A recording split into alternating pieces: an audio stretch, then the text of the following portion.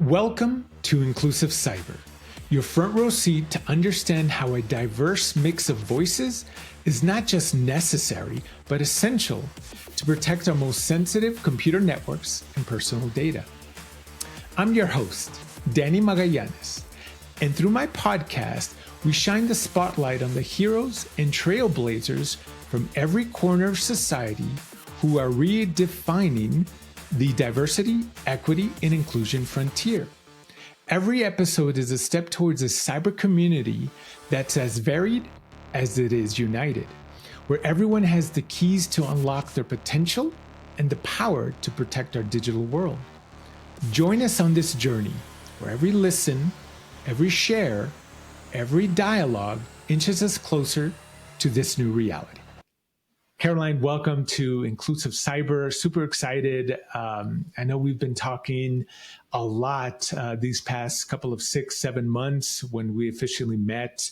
I think we actually met before, at least we synced up on LinkedIn before we officially met in person in Philadelphia during the Raíces CyberCon.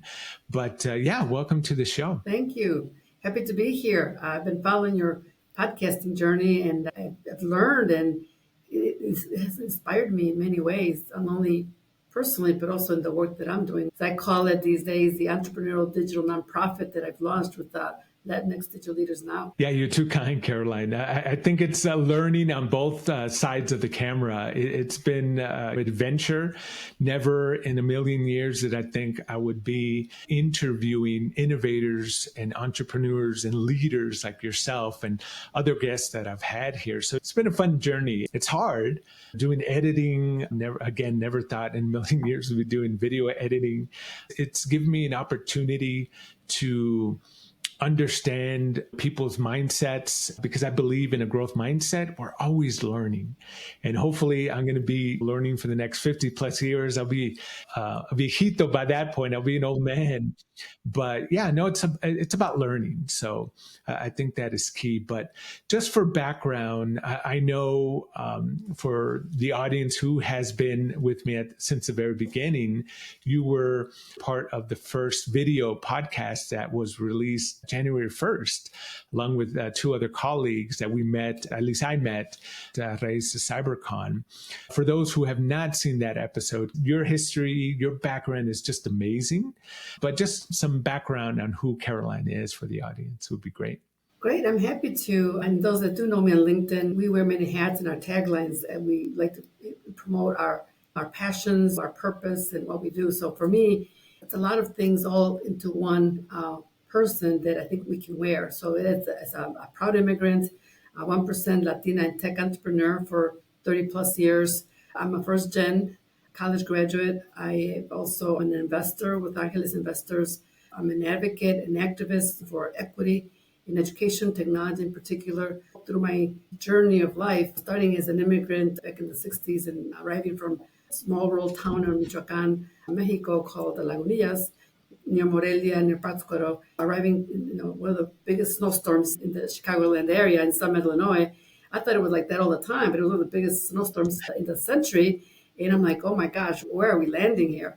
But it's been a journey to evolve from arriving with a family, and I'm a middle child of 11 children, two parents, factory workers themselves with limited education, limited English, that brought us to this country to, like many immigrants from all over the world, and particularly from Latin America and Mexico, for a better life, for a better future for their children. I understand the sacrifices of my parents. All those years in the way that we've been shown by our parents is how to live and how to work the best way we can and pay it forward. So that's a little bit background on myself. Growing up in the southwest suburbs of Chicago, going to Argo High School, then Rosary College, now Dominican University. Majored in accounting, became a CPA. I worked in corporate for 8 years and 5 or 6 jobs. During those 8 years, I realized that corporate was not a good match for me. And we can talk about the whys. But leaving corporate to raise my 2 children that were 2 years old and 9 months old, and 30 plus years later, here I am still an entrepreneur and never looking back. That's just an amazing background, Caroline. Just a lot of things really come to my mind. The why, I definitely want to get to it, and we'll put that on the side for just a second. And just probably a comment about your resiliency and what our parents teach us. Family 11, I can't even imagine that. It's the history and kind of the American dream that this country was founded by immigrants, and each subsequent wave has brought that dream to make something and to support their families there. That happened back in the birth of this country, and it continues 200 plus years after that. I do want to talk about your transition from corporate America into entrepreneurship. And I know it's not for everyone, and it's not a easy route. It's definitely difficult. But I've been talking to a lot of guests that are taking their first steps or have been in entrepreneurship for quite some time. And I always try to understand the why. What was your mindset? Was there some event that kind of pushed you in that route, or had it been building up while you were in corporate America? It was not a traditional building up mode with many businesses that start and primarily by males.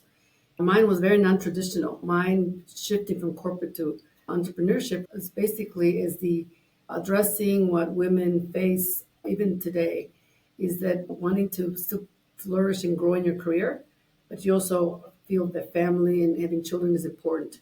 I don't think corporate America has always been very good to that type of dual purpose. For me, growing up as a Mexicana with close family roots, it was important to me to have a family, but also all the sacrifices and pushing forward to be first gen and having a college degree and being a CPA in corporate. I didn't want to let that go either. The long hours and being married to your job is was required in corporate, and in my mind at the time, sacrifice, but in reality ended up being the best thing that ever happened to me. So I would say that was a reason, like many women, and particularly Latinas, who value family, value their careers, and being an entrepreneur in different ways of being an entrepreneur is what made me make that transition. And it was only going to be temporary. But once I realized the pros and cons and how it matches who I am, my why, I believe all immigrants are entrepreneurs. We have that entrepreneurial spirit, especially women who wear many hats. We are the leaders in our own household in many ways, even if we have a full-time job. That entrepreneurial balancing act, it really gives you those skills that if we only stop and think about it, we have a lot of tools in our toolkit already to be an entrepreneur. I think being a mother is something that's really underappreciated in corporate America. And I think it's one of the hardest jobs, even if you call it that, right? Right. I'm definitely sympathetic about the parents and specifically the mothers and what they do for their kids throughout this country and throughout the world. I guess I want to transition into, so now you're looking at entrepreneurship just because of the environment. It was not conducive for you to have that equilibrium in the work-life perspective. What was the company that you founded, and why did you pick that pathway? An entrepreneur and being an immigrant, I think you having a disruptive, out-of-the-box thinking and attitude. I picked something that I didn't have the field. Initially, it was going to be accounting. I did start an accounting firm briefly that later I turned over to other accountants that were passionate about accounting. It ended up being the right place, the right time, and seeing opportunities. Because I think many of us have opportunities, we don't always see them. And sometimes when we see them, we don't always follow them. So YIT in the late 80s, technology was not pervasive like it is today.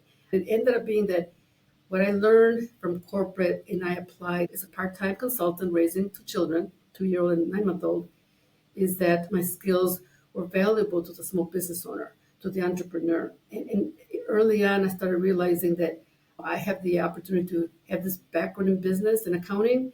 The IT happened when I started supporting small businesses who didn't have the funding or the background in accounting or in bookkeeping. And I was practically giving away my time and my services just to keep my career going, my skills utilized. In one of those small businesses, a Latino-owned business just getting started, was in computers, doing database development. And I was there initially bookkeeper, accountant, paying practically nothing, but just to help and to learn. And I realized that the needs were varied and things were happening in policies. It's important to know what policies happen in your own backyard, in your own community, in your city, where at the time Mayor Daley was launching a special policy to ensure that more local business women and minority businesses were included in these big contracts with the city.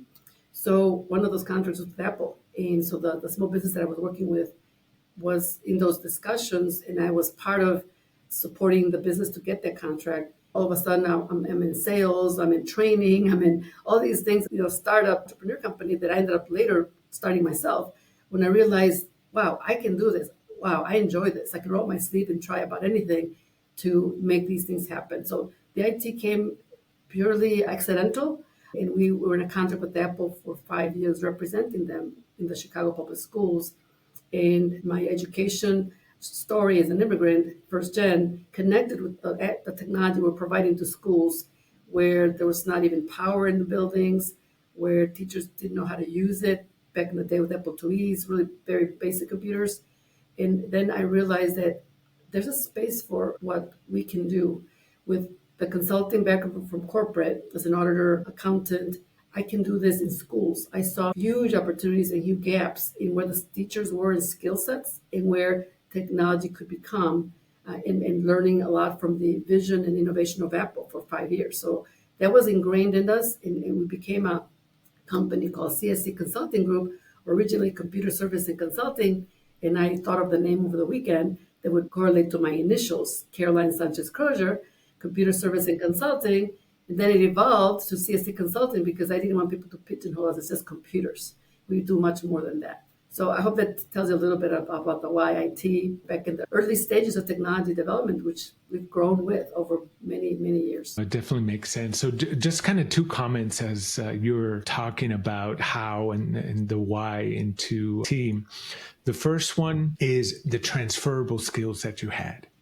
You were coming in from an accounting background, and then you're able to adapt to a new, environment. And the reason I bring that up, I think, is in our profession in cybersecurity, or in mine, we don't look at those transferable skills from transitioning professionals. They might be leaders in whatever profession they're doing before, but they have maybe more passion for IT. But if they don't have the quote unquote hard skills, we put them down at a lower level. And I think that's wrong.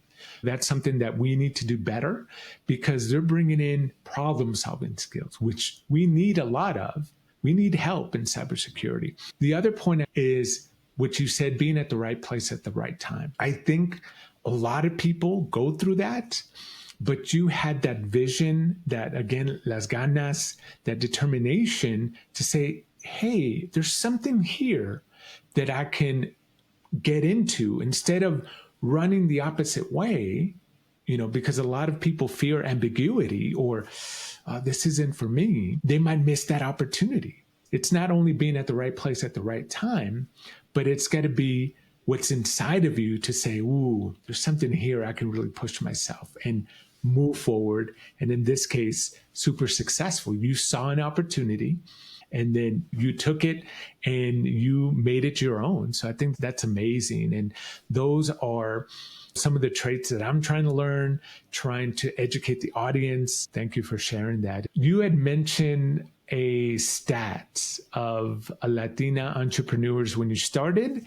and now. Can you mention that stat again? Yes, it actually blew my mind when I realized that only recently, when I launched the nonprofit, is my final chapter in my entrepreneurial journey, is that the stats back then, and I can understand then, less than 1% of Latina tech entrepreneurs, less than 1%. And 3 decades plus later, I'm still at that less than 1% Latina tech entrepreneurs.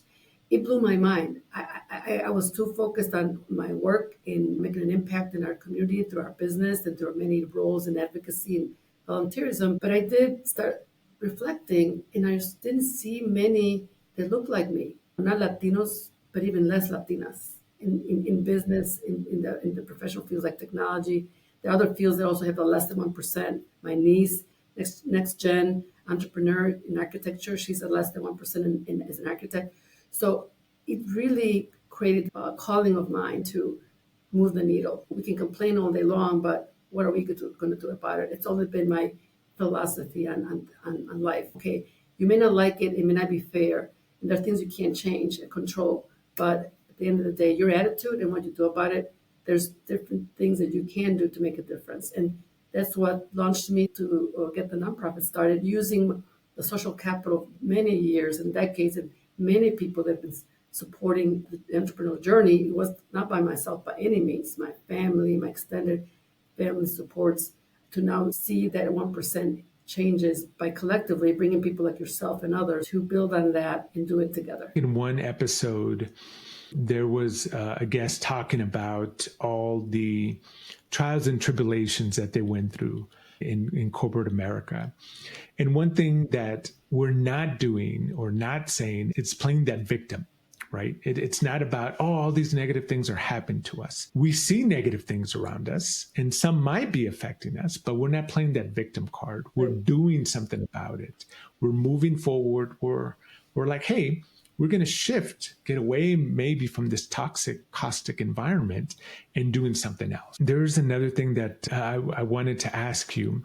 Why hasn't the needle moved from 1% Latina entrepreneurship when you started? 30 years later, we're still at roughly the same number. I can say anecdotally, and also through my journey in my business, has been in serving clients that are primarily schools and school districts. And I've not seen the way students are being taught and how they are being prepared for careers in college change dramatically. I'm going to say I'm the biggest advocate for education, but also the biggest critic. And I believe that the needle hasn't moved because we don't elevate, and if that's been from design from 100 years ago, we don't elevate the teaching profession. Teachers are first, they're the ones that, if it wasn't for a teacher, we wouldn't have any profession. And yet, how do we treat public school teachers? What kind of support we give them? I know the support that I received as an accountant starting in corporate. I worked at Deloitte for a few years, at McDonald's corporate, Kraft corporate, and the support and training you get and the mentorship, even though it's not as it still should be, it needs to be, but there is a roadmap. Teachers, I don't see that being the case. You graduate and you're thrown into the classroom and you have to learn all these subjects and then you have to do everything. So I think the why is that has to change, the role the teachers have and the supports. So they've not evolved to the incredibly fast speed evolution of technology in how the workplace is operating right now. When we see students coming out of grammar school, high school, even college, we don't always see, depending on zip codes, and I'm going to make some general statements, but depending on zip codes, which is where the inequities of preparation often is confused by talent or intelligence. When that's happening, we can recognize that what school did you attend and what experiences did you have. And that's where the needle has not moved, where Latinos, Black and Brown students go to school based on housing, based on their affordability, based on coming to a community where they're surrounded by other Latinos or Mexicanos in my case. We don't always have the best quality. So equal education, there's no law that says all has to be quality education. And that's, I would say, one of the whys 30 some years in working with schools and hearing and listening. And that's the why from the nonprofit, Digital Leaders Now, starting with education and changing that mindset of what traditionally is offered in schools and what the big disconnect with industry, with what's happening in the remote learning, the AI, all those things that are happening there, they're not happening in the classrooms, in our classrooms at least, where our children go to school. That all makes sense, Caroline. Thank you for that explanation. Before we get into the nonprofit, I did want to ask, as you're going through your journey in corporate America and then transition into entrepreneurship, did you have mentors? Did you have sponsors that kind of supported you throughout your journey? Formally, and in the way that I advocate in the nonprofit, and that's why we're building it together with sweat equity, I'm going to say no. Not any that were consistently across those years. Granted, over those 30 years, there have been people that were instrumental at some points of that journey.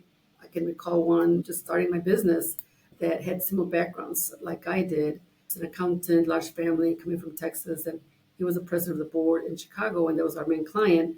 I just picked up the phone and called them and said, "Hey, George, I'd like to know more about your journey, and I'm new at this, and is there any way we could have coffee?" And like I've heard you say before, if you don't make the call, you don't know if they're going to pick up or not. So I'm going to say he's been my mentor over those years. He's definitely made me believe that there are people that are, no matter how high level they are, he is owner of a law practice, president of the board.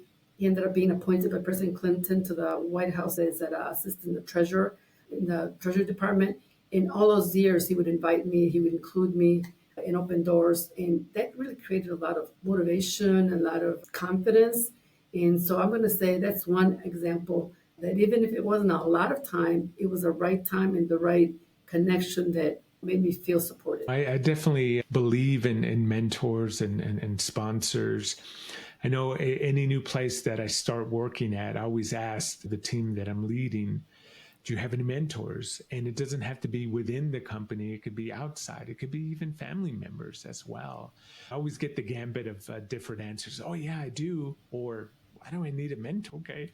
And just advising them and guiding them and say, hey, I would highly recommend getting a mentor or just somebody to bounce ideas off as you navigate your career. So I think it's definitely key moving forward. So let's move to your nonprofit, Digital Leaders Now. So can you give us a quick synopsis? I think you already talked about it, filling the gap that education is not that it doesn't want to, or at least the teachers don't want to, but the support isn't there to provide them all the necessary tools to obviously support the kids. Can you go a little bit more detail about what the nonprofit supports and does? Sure. It gave me that vision for creating something beyond a for-profit business, which I'm grateful that I'm able to step down from day to day and have the next generation of employees, including my son, who was 9 months and now is 36 years old, to lead and with others, is that I saw those gaps in leadership for our students. So the nonprofit is to definitely look at education as the foundation. But I also feel strongly that education is still in silos. You've got workforce over here, you've got community over here, you've got education. So DLN is really an ecosystem to support that holistic view of where leadership should happen and digital leadership in our particular case. I'm only recently started to look at a different view of how that digital leadership can happen. It has to be relevant to your lives. It has to be relevant to our students and our teachers, not only the STEM teachers, not only the computer science and cyber security folks or those already on that track, but all those that have the potential, they don't even know that it exists.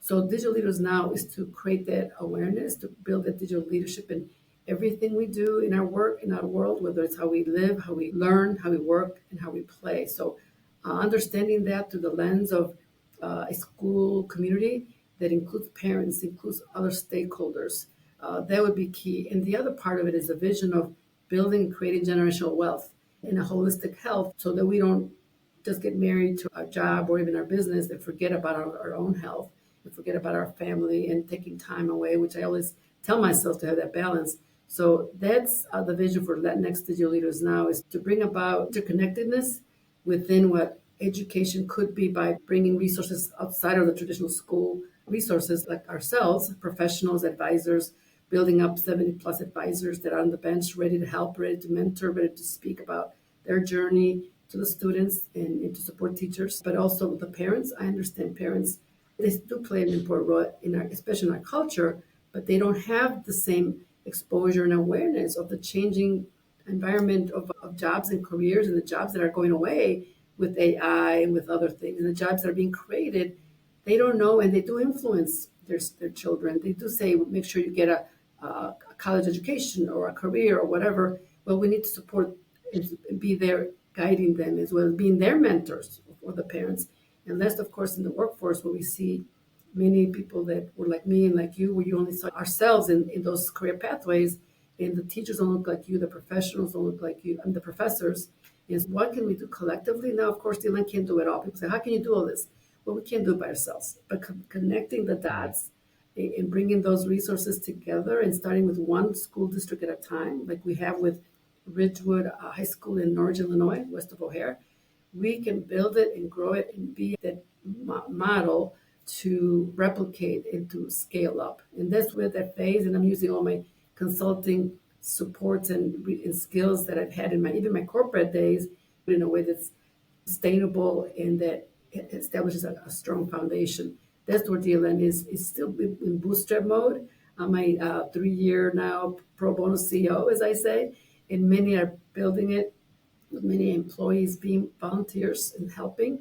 And advisors like you have been amazing, providing that sweat equity for this startup entrepreneurial journey with digital leaders now. I think the awareness part that you just mentioned is understated, because you're talking about not providing that education or the information that people already know, for example, IT or cybersecurity, but to the communities that don't know about that, right? Now, they might, at the end of the day, well, maybe this isn't for me, but at least they're exposed to it. But the ones that really get a spark in their eye, they're like, ooh, I want to know more. And I'll give you an example. When I was working in El Paso, I was a cashier at a grocery store, and my bagger, I unfortunately forgot his name, but he was telling me that I think he was in high school, I was in college. He wanted to be a car mechanic. He loved everything about that. And I think he was drawing cars as well. And I just told him, I'm like, hey, car mechanic, that's a noble profession. But what about designing your own cars and having other people fix your cars that you design? And something just sparked him. He's like, another funny thing, he used to call me Batman. I don't know why. I never really was a fan of Batman. I was more of a fan of Superman. But he's like, you know what, Batman? I never thought about that. I'm going to look into it. And I don't know whatever happened, but it just, as you're talking, it just reminded me of that, opening up the potential, the opportunities to say, hey, there's other things that we can do as immigrants, as communities, that we might not have ever thought about. So I love that aspect. And also helping our parents. Our parents, they're going to be an older generation. So educating the parents on new technology, or maybe how to pay for college as well. That's another hurdle. Yep. that they go through. So now the awareness piece, it got me thinking of the buzzword of the century, or even longer, Gen AI. Are you already teaching, educating people on the benefits? And then on the flip side, what are your personal thoughts on that?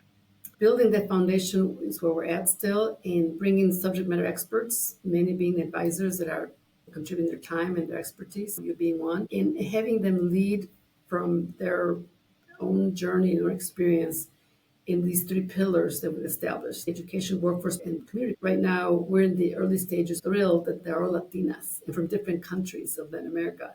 So we've got the leader for education being a computer science master's degree teacher in New York, and they've adopted DLN in Illinois.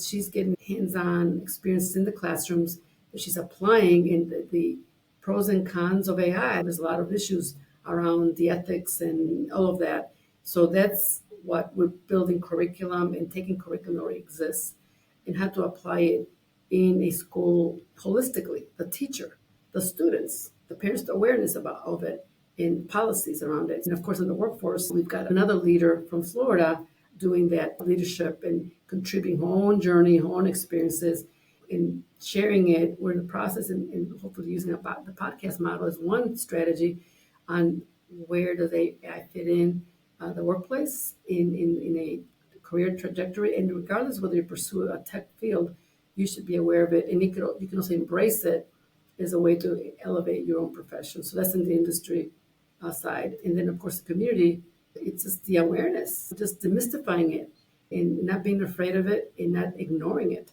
So how relevant is AI as a parent, as a homemaker, in everyday lives that you do? So that's what we're building. And we're bringing subject matter experts to the forefront to help shape it and to have the interconnectedness dialogue so that they don't just stand in silos. My own view, I've been an adapter over those 37 years of new technologies. I mean, it was before the cell phone, it was before internet, it was before all these things that are now in existence.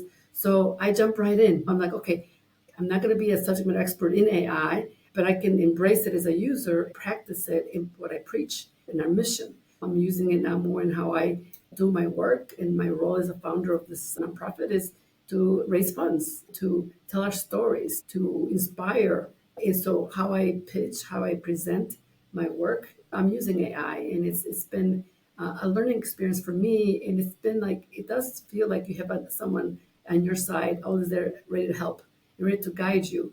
I'm seeing it on the positive side. I know there's always two sides to the coin, but for me, being that I always see life half full, the glass half full as opposed to half empty, let's jump in and be aware and have certain aspects that can affect negatively in your work or in your life, but let's embrace the positive side and let's learn together. What I do in life in general is let's look at it from the positive because we're not going to get rid of it. So embrace it and do it in a way that's going to make your life better, as our mission says, to help you thrive in how you live, learn, work, and play. And I'm practicing that in my own life. I love everything that you said, especially the framework that you have for all three pillars. For me, I'm always kind of a strategic thinker, and you definitely have the strategic underpinning of each of the three pillars. Just an amazing job that you're doing. So I'm gonna play devil's advocate when it comes to AI. So if somebody comes up to you and says, "Hey, can I lose my job?" I'm going to say that AI will take away jobs like yours. And most likely it will take jobs away from people that aren't using AI. So AI won't totally replace people, at least at this stage of the game in the next few decades. There's enough work, enough where human beings still need to be a part of it. If we are to worry about it, but yet we're not using it and adapting, then yes, you're going to be replaceable sooner rather than later. But if you're jumping in with AI is in your toolkit, then the chances are that you'll grow with AI and evolve. As I have over 36 years, I've pivoted 5 or 6 times in those 3 decades. A teacher used to say back in the early 90s, is technology going to replace me? And we would say, technology will never replace a teacher, but it will replace teachers that don't use technology. So that would be my answer. It's just embracing that new technology, phones, internet, in this case now AI. So I definitely resonate with everything you say there. With that being said, Caroline, any other items that you wanted to bring up? I'm going to talk about two that kind of I've talked about, we've discussed. One is social capital, that we're still early as Latinos, as a community. I think we're still very early in social capital in this country. We're not taking advantage of our collective connections and relationships like other groups. So through this nonprofit, we need to, and it's on my values that we agree together with our nonprofit leaders to intentionally build social capital within our own professions, our own roles, and for the multiple generations to follow. So that 30 plus years of social capital that I've built and I've learned through trials and errors and mistakes and a handful of mentors here, that we package it and we turn the baton like in the Olympics to the next generation and the next generation, to do it with intention and to do it with a way that people feel supported. So that's, I would say, social capital. I use it a lot more now to explain what it is. It's capital that's social, that doesn't happen overnight, and it's even more difficult for newcomers and first gens in this country who don't have that rich uncle or people that they can be hired easily because they know each other. So, but we can do it if we do it with intention within our own communities. So that was one. I have a second one, but I don't know if you want to react to that, or what are your thoughts? I think that social capital is something that we need to harness and give back to the community, at least the ones that really want to learn. There's always going to be people in society, the ones that view technology, in this case AI, as an example, as no, I don't want to deal with that. I don't want to.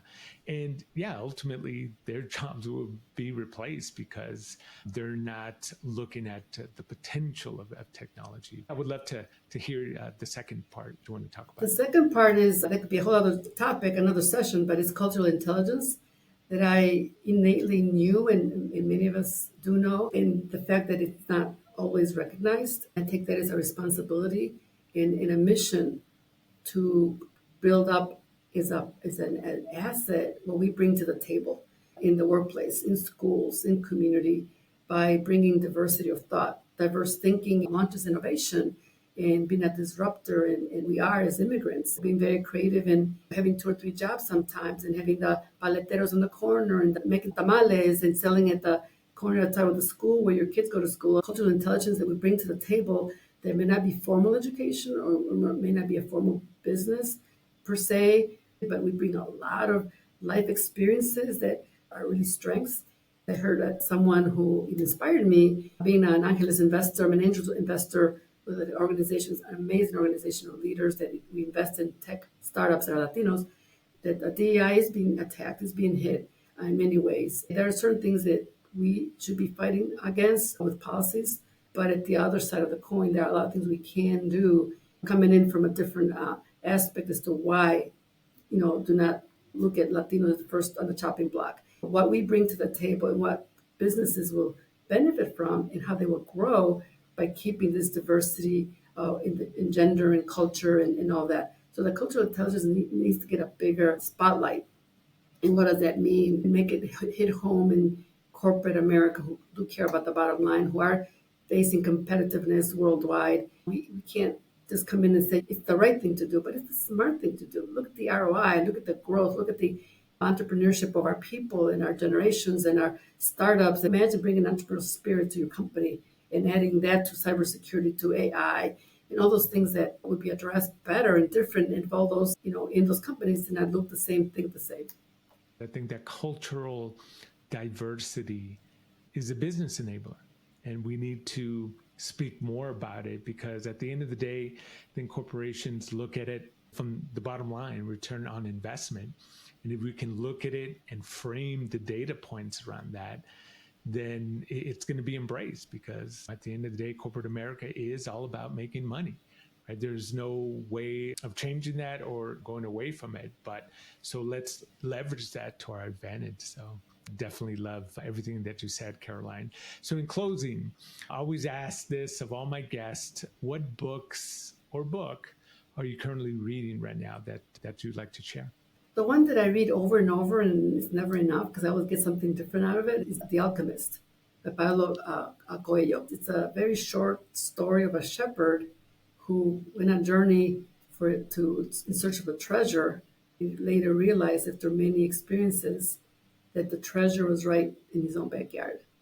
And that's what I like to promote in our own communities, that your treasure is right there. It's with your family, it's with your own cultural intelligence, it's within your own ganas, that it's going to make the difference between success and not success. And you can control that. So that, I would say, The Alchemist is one that you can read as many times on your down moments, on your high moments. And it's just one of those that keeps me always centered and keeps me going with my 3 Ps of my whys: passion, pride, and purpose. I love it. Yeah, that's an amazing book. I recently read it. I think it was last fall that I read it. I hadn't read it in over 10 plus years or even longer. So yeah, just an amazing book. But with that, Caroline, I appreciate your time. I just admire your passion, your determination. You're an innovator. You are a connector within our community and outside of our community as well. So thank you for everything that you do. I view you as a mentor, and yeah, I'm just looking forward to continuing partnering with you, with your organizations, and the sky's the limit that when we're working together. Thank you, Dan. The feeling is mutual. I feel the same with you, and challenging me in new areas that are new to me, to us, in joining us on this journey together. I always say stronger together. So again, thank you, and we'll continue to work and growing together.